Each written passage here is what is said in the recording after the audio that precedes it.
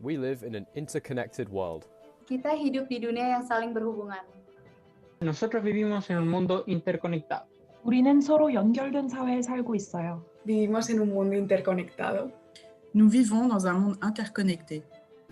These days, education is no longer just about teaching people something, but about helping them develop a reliable compass and the tools to navigate with confidence through a world that is increasingly complex, increasingly volatile, increasingly uncertain. Success in education is about identity. It's about agency. It's about purpose. It's about building curiosity, opening minds. It's about compassion, opening hearts. And it's about courage, mobilizing our cognitive, social, and emotional resources to take action. Right now we have a lot of issues and we are acknowledging a lot of problems like global pandemic, the climate crisis and climate change, Racial discrimination. The climate crisis. You know, the more interdependent the world becomes, the more we rely on great collaborators and orchestrators, people who can think for themselves, but also who are able to join others and other cultures in work and life and citizenship. With the rise of social media, and you're exposed to different cultures and different issues worldwide, and you see that other countries are also suffering from the same issues. I feel that it's really important that we feel that, okay, we might be different, we might speak different languages and have different cultures, but in the end, we can all connect to each other. we need to come to conclusive ideas and we need to work together. And having a generation of students who are more interconnected is going to be the most efficient way we can do that.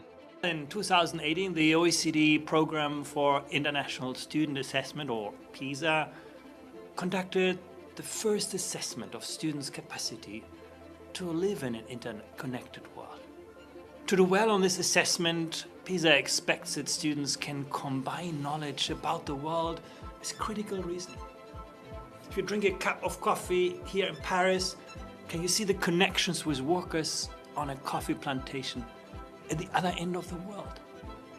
Second, PISA looks at whether students understand and appreciate the perspectives and worldviews of others. And third, PISA looks at whether students can adapt their behavior and communication to interact with individuals from different traditions, different cultures. I just hope we build a better world where everybody can thrive and where nobody is left behind. I hope in 20 years that we'll have a more globally competent and a more understanding generation. My generation is acknowledging the problems. It's not just looking to the other way. They are acknowledging, and now we have to keep walking, make a step, a big step, and start to help the community, start to help the world, start to have solutions for every problem that we have right now. So let's join forces to better support globally competent students.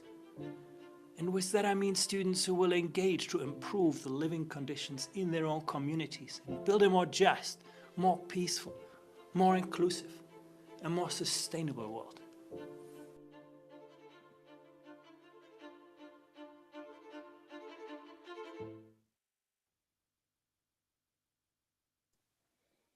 Good morning, good afternoon, good evening, depending on which part of the world you are connecting from today.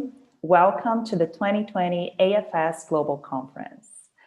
I am Ana Carolina Cassiano, Head of Educator and School Relations at AFS Intercultural Programs, and I'll be your MC for the next 2 days of this virtual event, connecting from the beautiful downtown Florianópolis, Brazil. A few notes, housekeeping notes before we begin. For those participants joining us via Zoom, please note you're all muted upon entry. There will be a designated time for questions and answers right after the plenary. However, questions are welcome at any time using the Q&A function on Zoom. And I see many of you are already saying hi and greetings from where you are connecting from in the world via the chat. And so just so you know, this session is also being live streamed on our YouTube channel and conference page, and also shared in several social medias. The session is also being recorded and it will be made available at AFS conference webpage and AFS YouTube channel next week. So a little before we begin, a little about AFS intercultural programs. AFS is an international voluntary nonprofit education organization that has been developing global citizens and providing intercultural learning opportunities worldwide for over 100 years with operations in 113 countries. This is our third annual global conference that is dedicated to advancing global competence education worldwide. This year, it is our pleasure to host the global launch of PISA Global Competence Assessment results with our partners from the Organization for Economic Cooperation and Development, or OECD. We look forward to having many productive conversations with you over the next few days about the state of global competence education, or educating for living in an interconnected world, and the future of education. So welcome to all of you, our Zoom participants, as well as everyone following us via the live stream.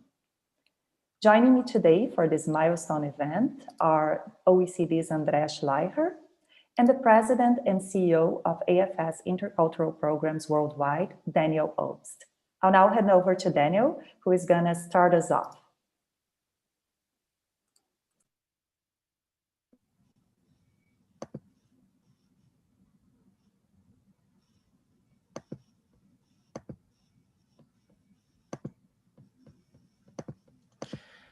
Good morning, everyone. Good afternoon, good evening. It's such an honor to be here with all of you, to see so many of you already saying hello from all parts around the world. Welcome to the 2020 AFS Global Conference. Welcome to all the participants from around the world, to our many distinguished guests from ministries of education, to the hundreds of students and teachers who will be joining us over the course of the next couple days, and welcome to all of you following the live stream. It's a real honor to partner with OECD on this event, so thank you so much, Andreas Schleicher, for being with us. And I'm joining you today from my home in Brooklyn, New York. The topic of this year's AFS Global Conference is really exceptionally important and urgent. It revolves around one key question, and that is, how can we best prepare young people to thrive in an interconnected world? And this is exactly what global competence is. So often this set of skills is referred to as soft skills, but there's nothing soft about those skills. And at AFS, we like to say that global skills are power skills. Global competence is necessary for each and every one of us in the 21st century. For many years, OECD has assessed reading, math, and science skills. And I'm so happy, Andreas, that you are now also including global competence in this assessment, because global competence will really shape our future as much as reading, math, and science does. And of course, we cannot have these conversations without reflecting on the ongoing pandemic and how it is impacting education worldwide. At the same time, we must not forget the equally urgent challenges that preceded the pandemic: the climate crisis, rising poverty, and many of the other inequities and oppressions that play out over racial lines and over geographic borders. But what all these challenges have in common is this: they can only be solved together. The only way we will be able to resolve our global challenges is through global collaboration across difference, through global collaboration across differences, through a willingness to shift our perspectives, through a deep commitment to use respect and empathy, and through a real appreciation of our interdependence. Because the reality is this: ultimately, we must thrive together or we will fail as one. And these are the values that are inherent to AFS. For over a century, AFS has been dedicated to empowering young people from all backgrounds through our international exchange programs, our education initiatives, through volunteerism, and through advocacy. And as is the case for all of you, the pandemic, of course, has added tremendous new barriers to what we do. And yet we firmly recommit to our values. The need for the AFS mission, the need for learning to live together is greater than ever before. And not only that, we, like you, commit to innovating and experimenting in this time where creativity is desperately needed. As you see with this global conference, we are, of course, embracing virtual opportunities. We also created many more virtual exchange programs and online learning opportunities, like our Global U Adventurer program, as well as our Global Competence Certificate program for students, teachers, and professionals. From my perspective, most importantly, these new virtual educational opportunities also allow us to expand access to intercultural learning opportunities. And let me end with this. This is an exceptionally difficult time, but let's think of these challenges also as an opportunity to find new ways to create a more just and peaceful world. Thank you so much to our friends at OECD for partnering with us on this important launch. I know, or I can only imagine, that measuring and assessing global competence is not an easy task. You have worked on this for many, many months, but it is an essential task if we are really truly serious about preparing our young people to thrive together in an interconnected world. So it's now my pleasure to welcome Andreas Schleicher of the OECD to present the launch, the much anticipated launch of the PISA Global Competence Certificate. Over to you, Andreas. Thanks so much, Daniel, and thanks to you and your colleagues at AFS, actually not just for hosting our launch today, but for the work you do every day. At the OECD, we talk about global competencies, and we have now made it measurable and tangible. This is what today's report is about, but you live that every day. And you have done it for 100 years in every part of the world. And I think this is what really counts. So I very much count on you when it comes to putting the policy lessons from this report into practice throughout the world. I very much count on your active help and engagement with this. And with this, let me share my screen with you. I hope you can see that now. And I'm going to start with just the ideas that underpin this concept of global competency. PISA is an effort of over 80 countries. And you can imagine countries in different cultures, different contexts, different political systems. For them to agree on a concept of global competency has not been easy. And it's taking a long time, many years, to build this. And actually, but what countries agreed on were 4 components. Can young people examine local, global, intercultural issues from multiple perspectives? Can they see the world through different lenses, appreciate different ways of thinking, different ways of working? But it's not everything. Equally important is, can people understand and appreciate perspectives of others? Understand that we all have our own perspectives, that we need to put ourselves sometimes into perspective. And building on that, are people willing and able to engage in open and appropriate and effective interactions with people who are different from them? We're all born with, what Robert Putnam calls binding social capital. We are easy with our families, with our friends, but when it comes to interacting with people who are different from you, that takes, the conscious effort of bridging social capital. So this is what this measurement really is about. And then last but not least, to what extent are young people willing to put all of this into action? Are they ready? Are they willing to actually improve the living conditions in their own communities and in the world? And of course, that's very hard to measure. So what we do is we assess some of those aspects in a test, where we can actually build tasks, scenarios where students have to, solve problems. We can actually evaluate their answers. Some of the skills, now when it comes to the social dimension, it's also the attitudes. We surveyed young people through self-reports. And then very importantly, we collected a lot of really interesting data from school leaders, from teachers, from parents, so that we can put a whole picture together. Because building global competency is a whole of society effort. You're going to see that in the data. It requires really everybody's engagement. Here is a map of the countries that have taken part. It's not as big as the map that we usually have from PISA. Some countries choose not to build that assessment and put it into practice. But We have over sort of 56 countries on board, and that provides us with a quite interesting kind of overall perspective. Now, the first thing that people probably want to see is how did people come out? How did countries come out of on the test? And this is what you can see. You have a country like Singapore or Canada that are doing really, really well. Students are solving very complex issues, and the list may to some look, familiar to what they've seen in PISA. Students who are very good in accessing, managing, interpreting, reflecting on written texts. They are also sort of doing quite well often on global competency, but it's not everything. What's so interesting, you take a country like Canada that does well on PISA in general, but they did even better than predicted on this assessment of global competency. Because most of the Canadian provinces have a curriculum that is open to the world. They have learning experiences where young people interact with people from other cultures. So you can see the great PISA performer, but an even better performer on this global competency assessment. But what was even more encouraging is you take a country like Colombia, where many young people struggle with PISA. The mathematics, reading, science is still an emerging education system with a lot of challenges. But when it comes to global competency, students did a lot better than what we would have predicted from their reading, math, and science tests.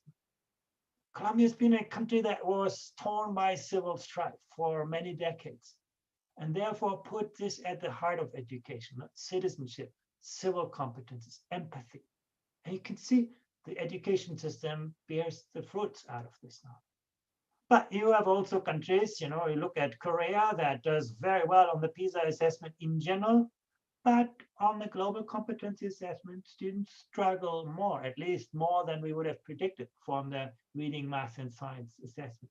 So what I'm saying is that global competency doesn't come nicely as a byproduct from doing well in school and the key subjects. It is something that needs its own effort and it needs its own attention. But let's look at the results in more detail. One of the things that we found very interesting is that students' attitudes and dispositions are a very strong predictor of students' global competency. Where students showed more respect for people from other cultures, they did better on this test. Where they had, more positive attitudes towards immigrants, they did better on the assessment. Where they had more cognitive adaptability, being open to change, being open to novelty, being willing to see around the next corner. Where they felt greater self-efficacy regarding global issues. That means, yes, this is a challenge. The world is complex, volatile, ambiguous, but I'm ready to engage myself. They did better on this assessment. Where they were more aware of global issues, they did better on this assessment. And actually, some people might say, well, is this not just a reflection on, context, gender, social background, and so on? And that explains a little bit of this. But even when you take that out, that's the gray diamond, the results are pretty much the same. So the outcomes are very much predicted to the attitudes of people. What the causal nature of this, that's another story. We cannot answer that question here, but there seems to be a strong interrelation between the openness of people to the world and how well they did on the assessment. So let's look at some of those attitudes in greater detail. Remember the first dimension: are students ready to examine local, global, and intercultural issues with a reflective mind, with a critical mind? First of all, their awareness of global issues. In most countries, most students were aware of issues around equality between men and women, migration, the movement of people, climate change, global warming, causes of poverty, international conflicts, perhaps a bit less, and then global health, pandemics. That was at the sort of lower end of the awareness kind of rating. Now, that happened before the corona pandemic, but it shows we didn't prepare our young people for this very new challenge. Now they are aware, they react to this. But in a way, wouldn't we want to prepare our young people for, challenges that they have not imagined before? Of course, those things vary a lot across countries. Now you can see a system like Hong Kong, China, where 80% of students, even in 2018, when we collected this data, were aware of public health issues such as the pandemic, whereas in Saudi Arabia, it's a minority of students. So there's a lot of variability on this, but overall, it's an area sort of that was at the lower end of that spectrum. What's also interesting is that girls generally have higher awareness of global issues, at least in most of the countries. On the right side, you can see actually that sometimes the awareness is very, very high, almost, in the order of half a standard deviation. So girls generally seem more outward looking, more open to the world, more aware of global issues. We also see that there's a big social gap. Now you can see students from more privileged backgrounds have probably a lot more opportunity to see the world around them and therefore to be aware of global challenges than students who come from more disadvantaged backgrounds. And that's something education will need to work on. The school is the first place where you meet the diversity of society, where you have an opportunity to engage with people who are different from you, where you can learn about the world. And what you can see here, probably we're not doing well enough in providing equitable opportunity that can compensate for social disadvantage. Now, there's virtually no country that escapes that trend. But you can also see on the right side, countries where that link is much stronger than for countries on the left side that seem to be doing a better job in providing equitable opportunities. So once again, it's an issue that probably we can address. Students with an immigrant background in many countries were more aware of global issues, probably through their personal experiences or the experiences of their parents. They have seen a bigger part of the world struggle maybe through that, and you can see it plays out in greater awareness of global issues. Now, this is students don't not just learn in school. Parents play a very, very important role, and that is particularly true when we talk the awareness of students. One of the things that we could see here is that basically parents were aware of global issues. We asked them the same questions as we asked to the students.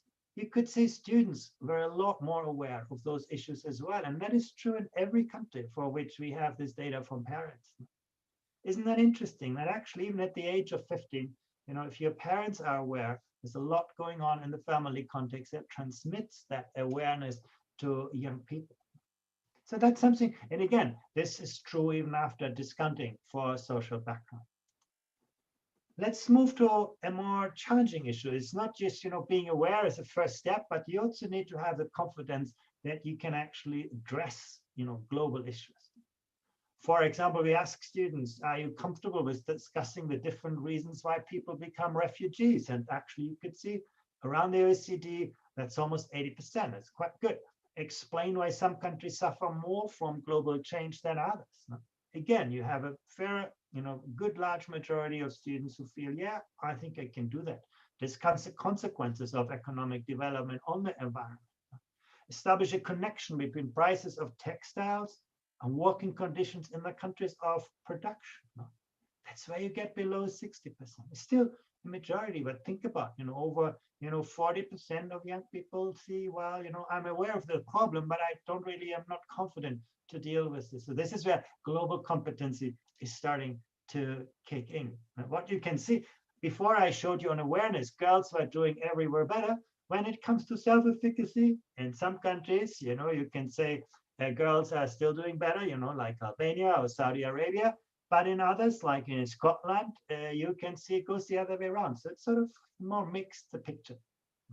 On the passive awareness side, girls are clearly more aware when it comes to actually, am I ready to do something about it? Boys see the same kind of advantage than girls in some countries. A more mixed kind of picture. Let's move to the second dimension of global competencies. To what extent are young people willing and able to appreciate the ways of thinking, the perspectives, the worldviews of other people? That's something where you can, we start with something that we call cognitive adaptability. That's basically, to what extent are young people open to change? This pandemic, I think, has put up to a steep learning curve. We had to engage with completely new ways of learning, new ways of working, new ways of socializing.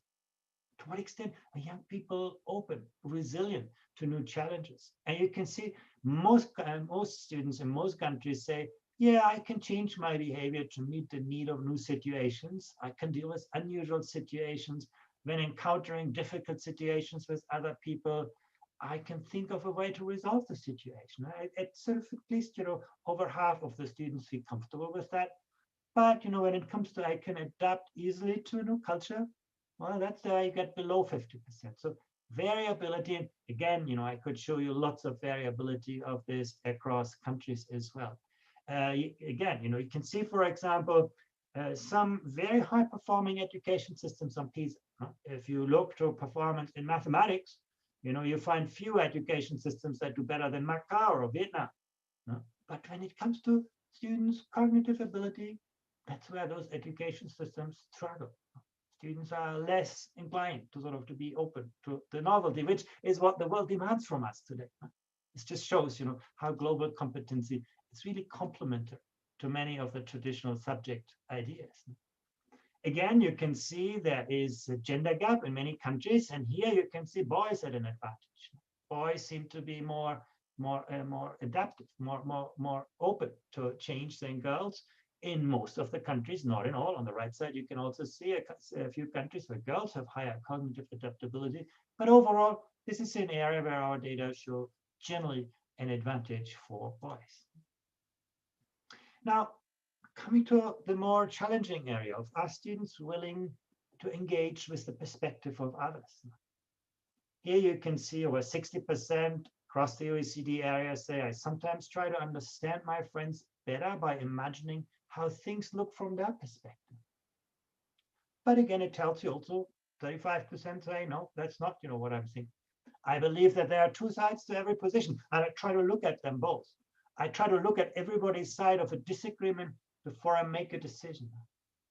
So you can see in most countries, actually, most students basically are willing to engage with other ways of thinking, other ways of working, the perspective of other people. But you can also see, this is probably a bar that you would want to be 100% in every country. Now, I think dialogue always starts with seeing the world through different lenses, to see different sides of the coin. And this is not just, a question of personal empathy. I think it's also a question of being open to novelty. Innovation today is about connecting the dots, where the next big idea is going to come from, to look at problems from different sides, from different angles. So I think that's very, very important. You can see when it comes to perspective taking, this is where girls have a huge advantage in virtually every country for which we have data. Higher ability, higher willingness to look at things from different perspectives, to appreciate, the perspectives of others. And that big advantage could be very, very big, but in most countries is still quite significantly measurable. Students' interest in learning about other cultures. Now you can be open to change, but are you really actively interested to learn about other cultures? That's, in some countries still a majority, but in some actually a minority. I want to learn how people live in different countries. Yes, I'm interested in how people from various cultures see the world. I'm interested in finding out about the traditions of other cultures.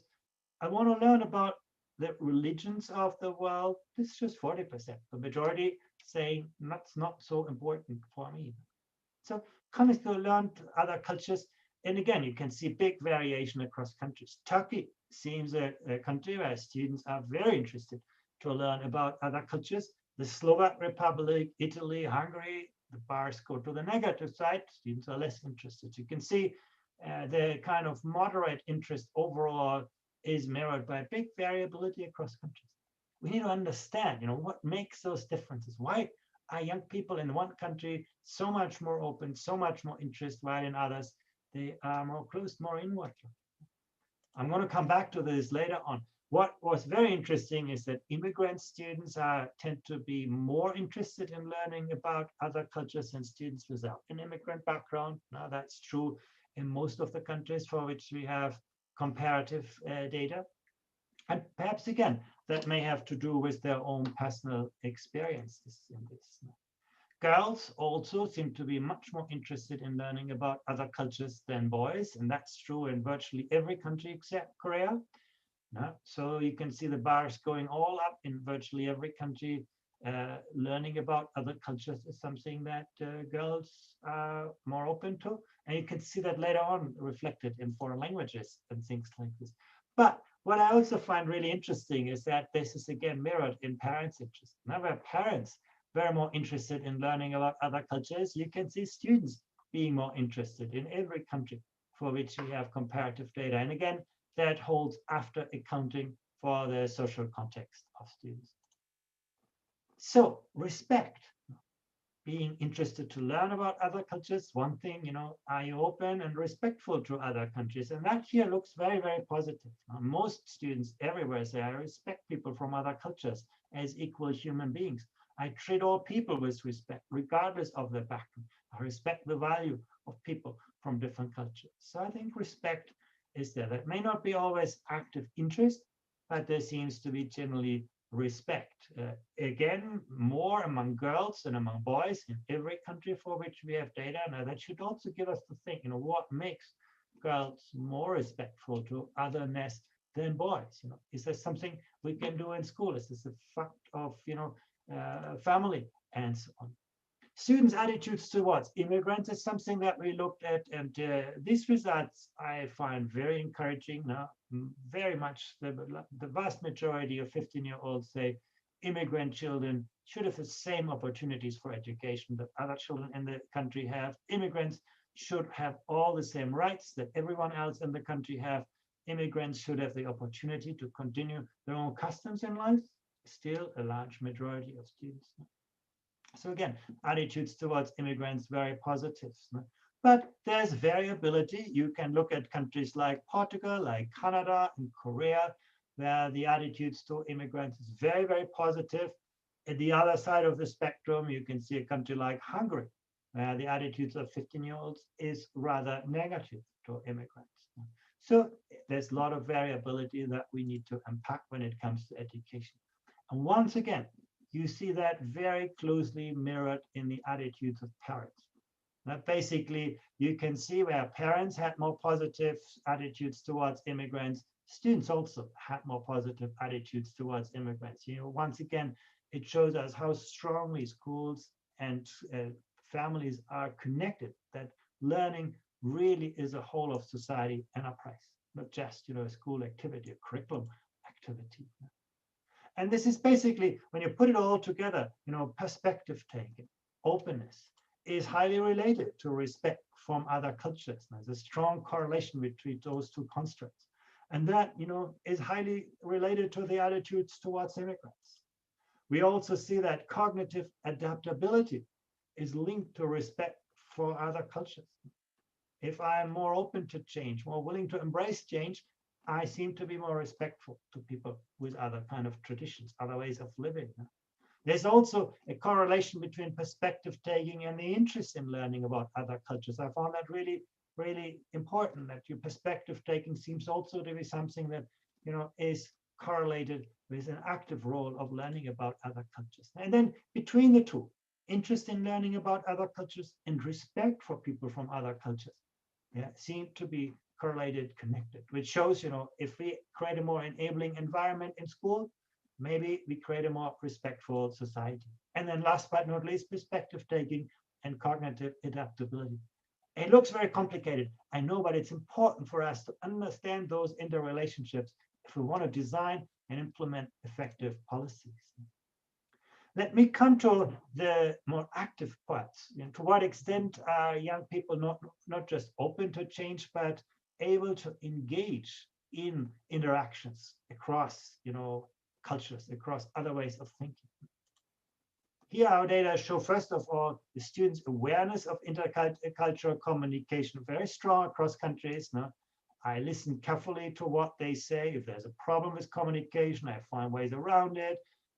Gesturing, re-explaining, writing. I frequently check they're understanding each other correctly. I observe their reactions. The bars are all very, very long. What's interesting, however, again, big variation across countries. Students' awareness of international collaboration, communication, very strong in countries like Albania, Korea, and Singapore. A lot of work to be done in countries like Russia, the Slovak Republic, and Morocco. Or Latvia, where those bars go more to the negative side. So again, the situation, the average always hides a lot of variability. It's also an area where girls have a clear advantage. That's, like on many of these dimensions, girls seem to be more open to the world, more ready to engage with other people, more aware of what are the most appropriate ways of interaction. And again, when you look at this awareness, it's linked to many of the dimensions that we have talked about. So being aware is a very, very important first step to actually then also, take perspectives, take an interest, show respect, and develop positive attitudes towards other people. Now, where do people get in contact with others? In their circle of friends, that's the number one. In their circle of friends, that's the number one. In their family, at school, and then in their neighborhood. Of course, we were very much interested in what happens at school because that's what public policy can most directly sort of engage with. And you can see also there a lot of variability. Basically, every student in Switzerland or Chinese Taipei said, I've contacted these people from other countries at school. So schools are either because they have a very mixed population or because they have lots of, curriculum activities to connect with, other people, other parts of the world. That's going to work very well. But you have also countries here like, Vietnam, Brazil, where that is still very rare. So contact with other people varies a lot across countries. One thing I found really interesting is that the contact from other people is a very strong predictor for the interest of young people to learn about other cultures. In one way, it shows us some of the solutions to many of the problems in the world of today. Simply being able to talk with people who think differently from you, who look differently from you, that seems to be a big, good predictor for also being more interested. Of course, it could also be that people who are more interested have more contact. But I think those connections, these interconnections, are very good, very important. And in the digital age, that's not so easy. Technology often tries to connect us with people who think like us, who look like us, who work like us. But school certainly can compensate for this and create more opportunities for people to engage with other players. And you can see just being in contact, it doesn't almost matter what exactly you do, seems to be something that encourages greater interest in other cultures. This again brings you to the world of the AFS. That's their kind of role, that bring people into contact. And you can see it then stimulates a lot of other things that flow from that. We also saw that people who are more in contact with people from other countries have a more positive attitudes towards immigrants, at least in most countries. It doesn't work in some. You can see, for example, here, the case of Brazil or Philippines, Morocco, seems to be the other way around. But in the majority of countries, it seems that, just seeing people, being in contact with them, raises the kind of attitudes that they have as immigrants, at least in a correlational kind of sense. Let me briefly turn to foreign languages. That's something that was of special interest for us. Language is still the tools to which we can reach to people in other cultures. And so it's actually quite encouraging. You can see students speaking 2 or more languages in Latvia, in Hong Kong, in Singapore. That's, for more than 9 out of 10 people the case. Less so in countries like Korea and Mexico. And also here, it's pretty closely linked to what we see in their fathers and mothers. So once again, languages do not come from nowhere. They usually come from our family background, the awareness for other languages, the disposition to learn them. What role does school play? Actually, what was encouraging, there are only 3 countries, now you can see them here, Scotland, Australia, and New Zealand, where the majority of young people do not speak another language. In every other countries, you can see a majority of students speaks at least 1 or sometimes 2 or more foreign languages. And that probably would have looked very differently 20 years ago. I don't have trend data on this, but my guess would be this is a recent effort in education to equip more people with a broader outlook, with the tools to communicate and collaborate. And it seems quite successfully so, with a very few exceptions. And once again, speaking 2 or more languages seems to be related positively to the capacity of people to take others' perspectives. It seems to be positively related to respect for other cultures. So language as a very important gate opener, not just as a communication tool, but also as a way to open bridges to other cultures, other ways of thinking. So the big question, of course, is not just what people know, what they can do, but are they willing to do something about it? First, we looked at student agency, and you can see looking after the global environment to me is important, and many other things. But then, when you actually think, can I do something about the problems of the world? The bars get much shorter. I think my behavior can impact people in other countries. People are less confident.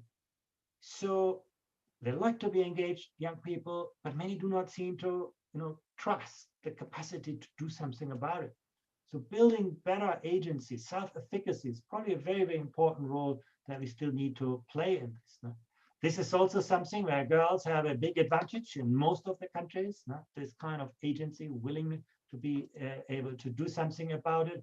And you can see students' agency is a strong predictor for many other of the constructs that I have introduced to you. Now, where students do not believe, I can do something about it, I have that agency, that capacity, that ability, often the other dimensions are also less pronounced.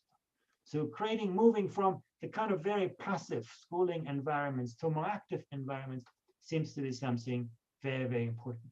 And that brings me to the last point, who is actually going to take action in this? Right? Basically, we looked at several dimensions, and here you can see the share of students. You can see 70% of students say, I reduce the energy I use at home to protect the environment. That's very good. I keep myself informed about world events by Twitter or Facebook or whatever.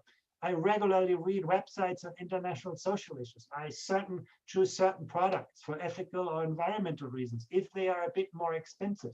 Still 45%. So you can see many young people are willing to make trade-off to create a more sustainable, future-oriented world.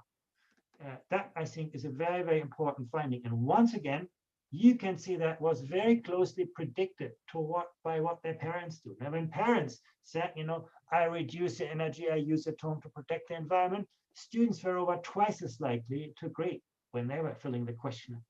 When parents said, I choose certain products for ethical or environmental reasons, even if they are more expensive, you have students who were much more likely to do that as well.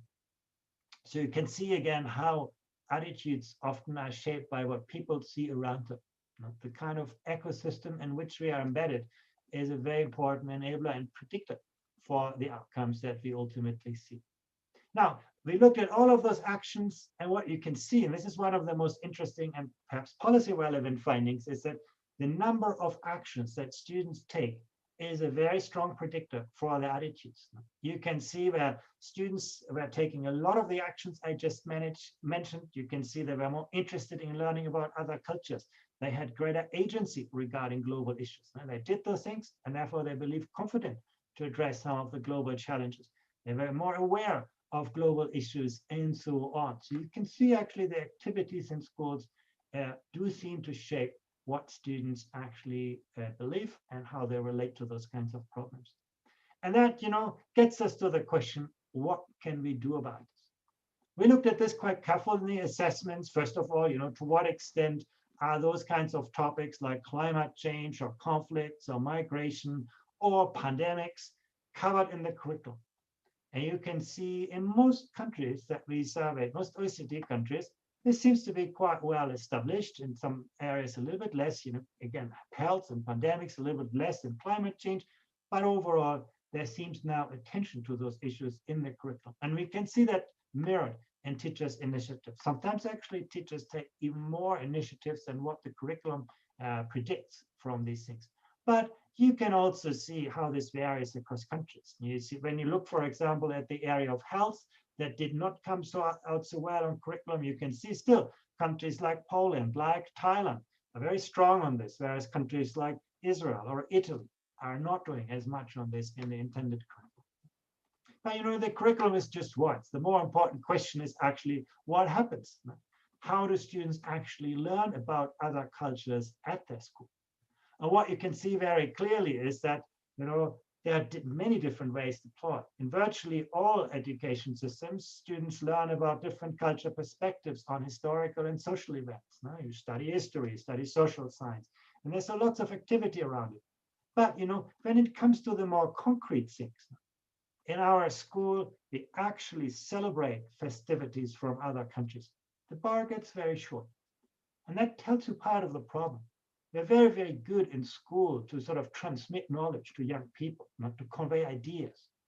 We are not as good yet to provide, experiential learning, real experience. And what our data show, it is often that real experience that then predicts, attitudes towards global issues and ultimately global competence.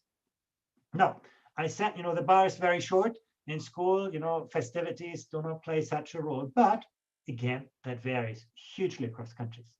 You can take, a country like Singapore, where actually, or Panama, or Brazil, or actually Moldova, where there is actually a lot of emphasis on this.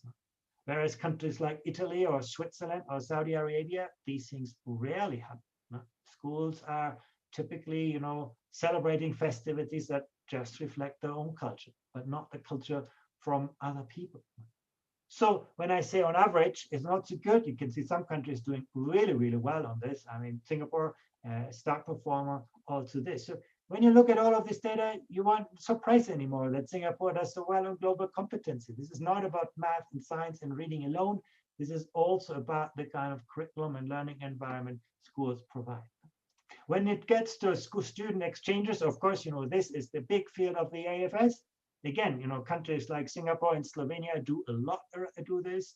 Basically, schools offer exchange programs with schools in other countries. In Colombia, Peru, and Argentina, that's more rare. And this I can understand because this is where things are getting expensive.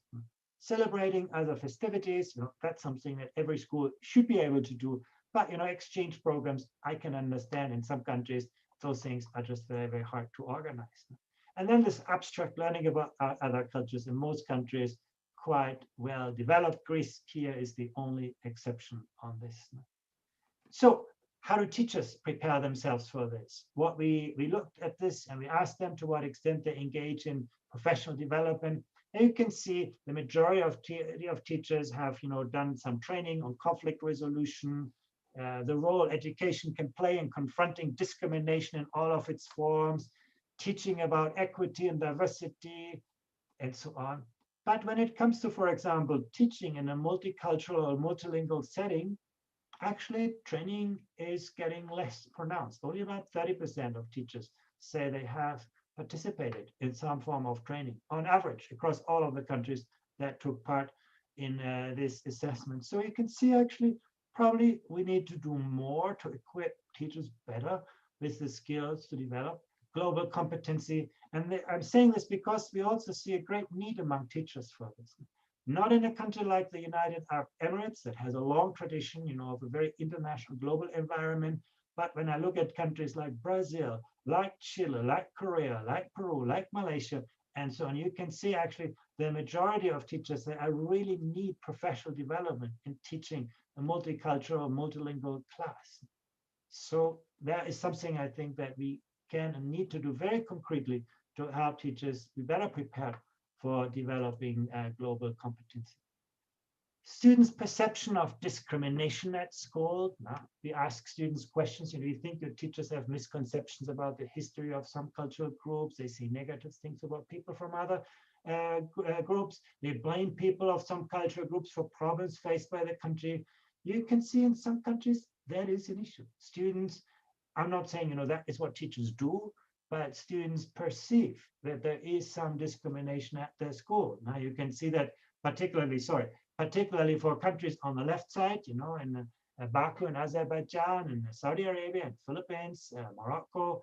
In other countries, less. On the very positive side, you can see in countries like Korea, Vietnam, Ireland, Scotland, Costa Rica, and so on, there seems to be less perception, but it is an issue. And one of the most startling findings is that actually that kind of perception very closely shapes the attitudes of students and their respect for people from other cultures. What this really tells us is that it's not just about what I teach as a teacher, it's also about the attitudes that I convey to my students. If I am seen to be more discriminative, most likely my students will also show less respect to people from other cultures. And those two things seem to be really very closely correlated. Again, the causal nature of those relationships, they're difficult to unpack, but we need to be aware that there seems to be that kind of linkage between this. So teachers' behavior is very, very important enabler for global competency. Now, when you ask yourself, what do students actually do? You can see most students say, I learn about different cultures. Well, that's corresponding to what principals told us and teachers told us as well. I learn how to solve conflicts with other people in our classrooms. Good, I think over 60%. But again, when you get down the list, I participate in events celebrating cultural diversity throughout the school year. That's just the minority of students. So those are the kind of engagement and opportunities at school on the part of students. And again, big variation in the Philippines, in the Dominican Republic, in Singapore, Indonesia, Thailand, a lot of engagement. In other countries like Hungary, Slovenia, France, Scotland, and so on, less of an engagement. So once again, those kinds of things vary a lot across countries. Again, that's something that varies by social background. You can see in general, students from wealthier kind of contexts tended to do more in terms of activities than students from disadvantaged social backgrounds. But here comes an interesting paradox. Now you would think, well, that's obvious because they go to very fancy schools that are very good on intercultural collaboration and so on. But that's actually not true. When we actually studied that, we found that often disadvantaged schools do more of those kinds of activities than schools in rich and wealthy neighborhoods. Why? So why is it that disadvantaged students are not doing more of this? Because often in a disadvantaged school, it's again the wealthier kids who take better advantage of those kinds of opportunities. So it's not, sometimes not just a matter of how the school looks like, but how we incentivize, enable, and engage children from all backgrounds in those kinds of activities. There are great schools where still many children fall through the cracks when it comes to global competency. And once again, why is this important? Because we see that the number of learning activities relates very importantly to students' attitudes. Where students were more interested in learning about other cultures, you could see where students did more of those activities, they were more interested in learning about other cultures. They were more aware of global issues. They had a greater level of agency, greater cognitive ability, and adaptability. So those factors, again, seem very, very related. Creating an open curriculum, an active learning environment, experiences with other cultures, other people, other ways of thinking, seems to be what is actually most predictive of students having positive outlook for themselves. So if I just take all of this away, what you can see clearly is that there are large gender gaps, and they can go both ways. Boys being more likely than girls to take activities where they're expected to express and discuss their views. Girls more likely to report activities that relate to intercultural understanding and communications. Not, you can say boys or girls are better on global competency, but there are different aspects where they have different strengths. Teachers clearly play a very, very central role, not in terms of just how they deliver the curriculum, but also in their behavior. Remember that chart on discrimination. Discrimination perceived among students seems to be something that actually then relates to their own attitudes. I also could see students' engagement in a wider range of learning activities is positively associated with their own attitudes. Foreign languages play an important role, not just opening up new worlds, but also encouraging activities. Students who exhibited more positive intercultural attitudes were more likely to also take real action on this. And then public policy can make a real difference here. And when you look at the schools and the education systems that are most successful in fostering global competencies, they offer a curriculum that values openness to the world. They provide a positive and inclusive learning environment. They give teachers, pathways to learn.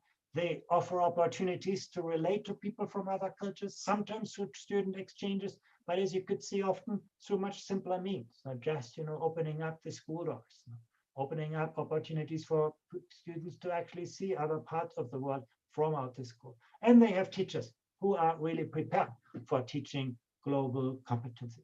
Now, that's a snapshot of a report that provides a lot more really interesting data, but my time is up and I'm going to stop here, and I look forward to discussing their questions in the next session. Thank you very much. Thank you, Andreas, for such an informative presentation. These results have been anticipated for so long, and we are certain they will give us a lot of food for thought, discussion, and action over the next 2 days of the AFS Global Conference. So as you mentioned, we will be moving to question and answers, but this concludes the live stream portion of our virtual event.